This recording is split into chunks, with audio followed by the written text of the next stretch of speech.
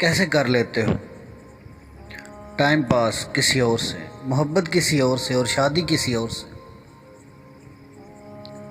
किसी और से शादी करते वक्त डर नहीं लगता,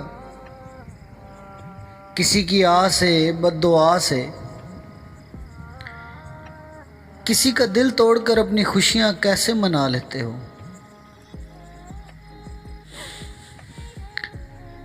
इतने कस्में वादे जो किए होते हैं उनका क्या नहीं, क्या मतलब तुम्हारा ज़मीर मुलामत नहीं करता तुम्हें? क्या पता तुम्हारा टाइम पास किसी की लाइफ बर्बाद कर दे। क्या पता तुम्हारी मोहब्बत से उसने जीना सीखा हो।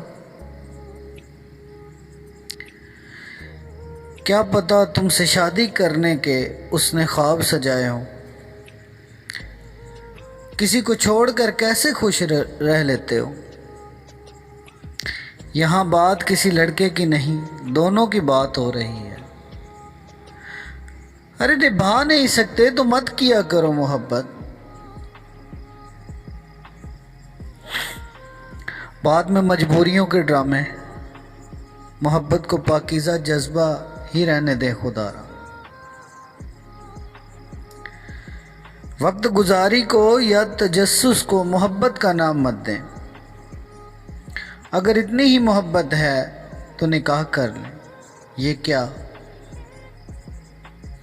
1 साल 2 3 5 साल किसी और से रिलेशन में रहकर किसी और से शादी,